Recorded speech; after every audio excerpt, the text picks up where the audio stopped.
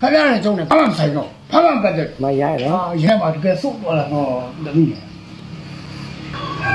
ကျန်တဲ့ချိန်လေးစားပါလားဘာလို့ခွေကျုံမင်္ဂလာဆောင်နဲ့တိုက်လာတာတော့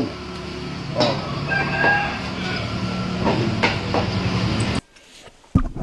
ဒီနေ့မှာဖခင်တူပါဗောနော်ဒီသားဖြစ်သူမင်္ဂလာပွဲကိုသွားတော့မောင်းထုတ်ခံလိုက်ရတာဗောနော်ဘလို့အကြောင်းမျိုးကြောင့်မောင်းထုတ်ခံလိုက်ရလဲဆိုတာကိုကျွန်တော်အပြေးစုံမပါဘူးဆိုပေမဲ့ဒီဗီဒီယိုထဲမှာကျွန်တော်တို့အသေးစိတ်လေးလာကြည့်ကြည့်အောင်ဗောနော်အဆုံးထိကြည့်ကြည့်လိုက်မယ်ကြည့်ပြီးမှကျွန်တော်တို့ ဟုတ်တယ်တမီးဟုတ် ဝေဖန်ကြည့်တာဗော တွေ့ကြည့်တမီးတို့မင်္ဂလာဆောင်တော့လည်းအဖေမရောက်ခဲ့ဘူးနော် မတ်တက်ထဲကနေပြီးတော့အတင်းဆွဲပြီးတော့ မန္တခရနေဟောလို့ကိုဆွဲပေါ်ပြီးတော့အဲ့ဒါဒီကောက်တင်တင်လာဆွဲဩအားမိပါနဲ့ဝေးပွားပြီးပါပြန်လာပြီးမြင်လိုက်လို့ဘာမှကိုယ်ကြည့်ရရှင်းလိုက်ပါအဲ့ပေါ်မလေးဟာဒီဟာဒီဟာအဖေမလို့လာတော့ဘာလို့လာတော့အေးဒီအဲ့လောက်မှရိုင်းမယ်လို့တော့ခုလည်းမတွေးထားဘူးလေဟုတ်လားအဖေလည်းတွေးဆိုတော့ အေးလေ တော်လေးဘူးနော်သူကအဖေကိုအဲ့ဒီရဲ့ပတ်ဝန်းကျင်မှာမရှာပဲအောင်သူ့ရဲ့ပတ်ဝန်းကျင်အောင်ဘလောက်တိတ်ခါတရားရင်းနဲ့ဘလောက်အဆင့်ရှိနေလို့တော့ ဟာ အဲ့လိုမှန်ဒီမလွတ်ပါဘူး ခင်ဗျားမပြောဘူးခင်ဗျားစကားမပြောချင်အေးဟဲ့ကောင်ငါမင်းနဲ့စကားများအောင်လာတာမဟုတ်ဘူးငါသားရဲ့မျက်နှာလေးငါသားနဲ့စကားပြောချင်လို့မြင်ချင်လို့ငါလာတာမင်းကစကားများဖို့လာတာမဟုတ်ဘူးရကြအောင်လာတာမဟုတ်ဘူးရန်တွေ့အောင်လည်းလာတာမဟုတ်ဘူးအဲ့ဒါကလည်းအေးသူတဲ့ကြော်လေးကောင်းတယ်တဲ့ကောင်းဆွဲငါ့အိမ်ဘောတော့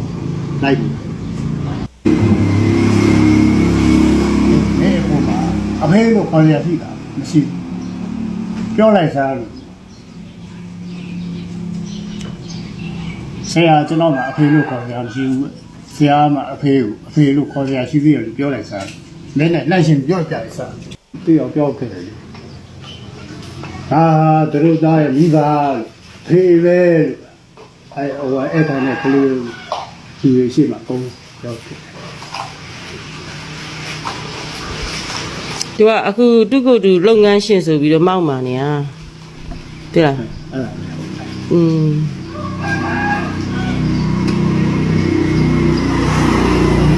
အားစားမငူတော့နဲ့သမင်းစားလို့မငူတော့နဲ့လို့စားဘာမှမစားလာတယ်မလားဘာအောင်စား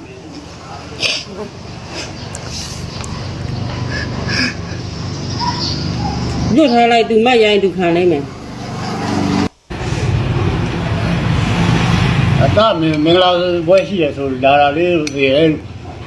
ဒါပဲပြောတယ် စားစားဘူးစား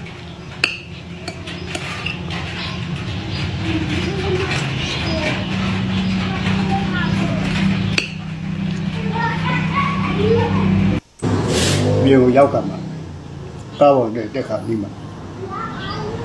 ဒီတော့ဘာမှမပတ်သက်ဘာမှမစား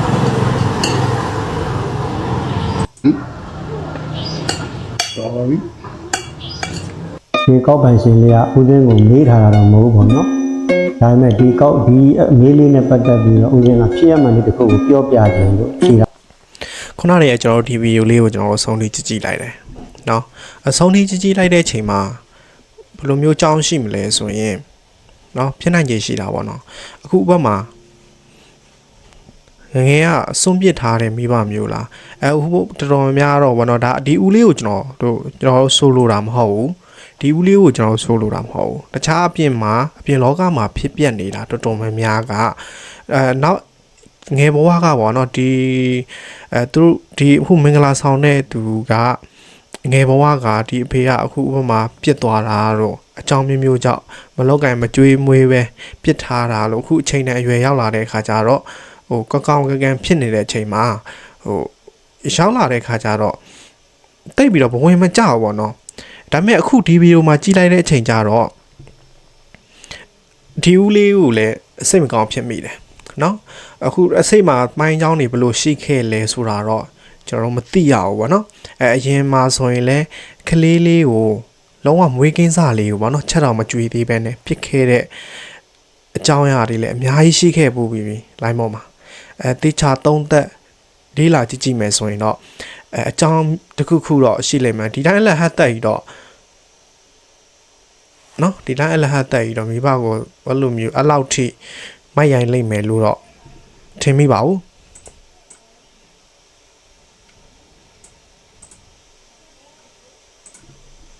ရှင်းနေတယ်ခင်ဗျာဒါကသူ့ရဲ့အကုသို့အကျိုးပေးဖို့ရာအချိန်မတန်သေးတဲ့အတွက်တော့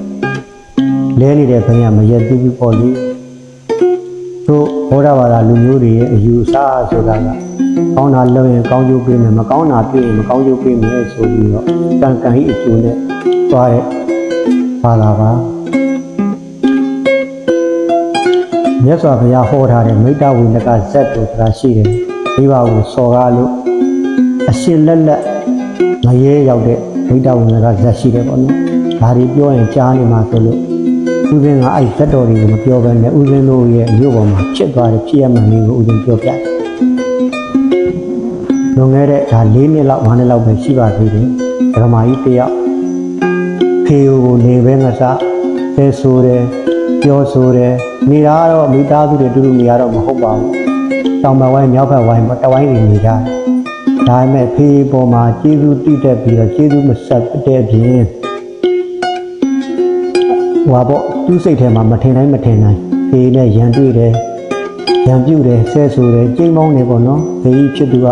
လက်ကလည်း80ကျော်ပြီဆိုတော့ပြန်ပြီးတော့လည်းခုခံလည်းမပြောနိုင်ခုခံလည်းမလုပ်နိုင်ဘူးသူကိုယ်သူတော်မှတောင်မိုးလေးထောက်ပြီးသွားတယ်ကြားတဲ့သူကတက်ကြီးတော့ခါးရက်လည်းတိုင်ပြီးကိုယ်ဝင်တာပေါ့နော်အဲ့မှာတရက်ကြတော့ဒီလိုပဲတစ်ချက်နဲ့ပေါ့နော်အဖေနဲ့သမီးနဲ့ကတော့တဝိုင်းစီမှာနေပေမဲ့လည်းအင်းကြီးကကတ်နေတော့ခက်မတင်နိုင်ပြောဆိုဆဲဆိုနေတာပေါ့တရက်အဲ့လိုသမီးတယောက်ကဒီလိုပဲဖေကြီးနဲ့ရန်ဖြစ်ပြီးတော့လုံးကြီးတောင်မှချွတ်ပြီးပြဖေဖြစ်ပြီနော်ဖေသူအကူတို့အကျိုးပေးချိန်တန်တော့တရက်မှာဒီမျိုးသမီးတော့သွားတယ်တော့သွားတဲ့ခါကျတော့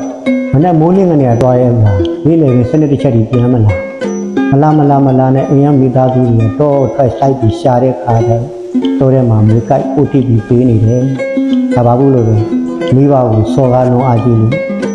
ဒေစိုးနဲ့ပေးရတာနော်ဒါတော့မှလူလက်ပေါ်မှာလူသူရှိတဲ့နေရာမှာပေးတာမဟုတ်ဘူးလူမသိသူမသိတော့ထဲမှာနေမြေကိုက်ပြီးပေးနေရတဲ့ပေါ်ကဘယ်သူမှမသိရပေါ်မလားမို့လို့လိုက်ပြီးရှာမှပြီးရုံလောက်ကိုပြေးတယ်ဒါတွေကလက်တွေ့ဘဝမှာကံကြီးထိုက်တာနော်အဲ့ဒါအသက်50ကျော်ပါအဲ့လိုသမီးတကယ်ဖြစ်ရမှာဒါဥစဉ်တို့ရဲ့အိမ်ဘေးမှာနေဖြစ်သွားတယ်ဖြစ်ရမှန်မှာအခုတို့အကျိုးတွေအရှင်ဖေရလက်ထက်ကမိဘကိုစော်ကားရင်မြေမျိုးတယ်ဆိုဖေရအခုကြဘာဖြစ်လို့မြေမမျိုးတာလဲဖေရတဲ့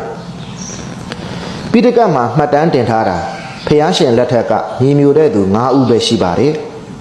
အဲ့ဒီ9ဦးကဘယ်သူတွေလဲဆိုရင်1စိန်သမာနဖျားရှင်ကိုကာမဂုဏ်ကိစ္စဖြင့်ရုပ်မာဆွဆွဲသောကြောင့်မြေမျိုးခံရသူ2သုဘဗုဒ္ဓဖျားရှင်ကြွမိလမ်းခရီးကိုပိတ်ပင်တားဆီးခဲ့သောကြောင့်မြေမျိုးခံရသူ3အရှင်ဒေဝဒတ်တန်ခါသင်ခွဲ၍ဖျားရှင်ကိုသွေးစိမ့်တီအောင်ပြုသောကြောင့်မြေမျိုးခံရသူ4နန္ဒကဘီလူအရှင်သာရိပုတ္တရာ၏ဥကောင်းကိုရိုက်နှက်ခဲ့သောကြောင့်မြေမျိုးခံရသူ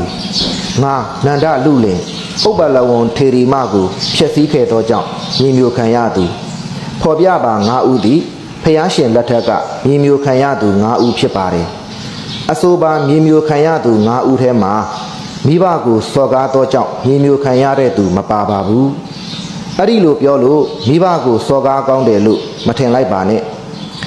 မိဘဆိုတာဟာသားသမီးများအတွက်အနန္တကျေးဇူးရှင်ဖြစ်ပါတယ်။သီလသမာဓိပညာနဲ့ပြည့်စုံတဲ့မိဘကိုစော်ကားမိမယ်ဆိုရင် ဒီဘဝမှာဒိဋ္ဌဓမ္မစိုးကျိုးခံစားရနိုင်ပါတယ်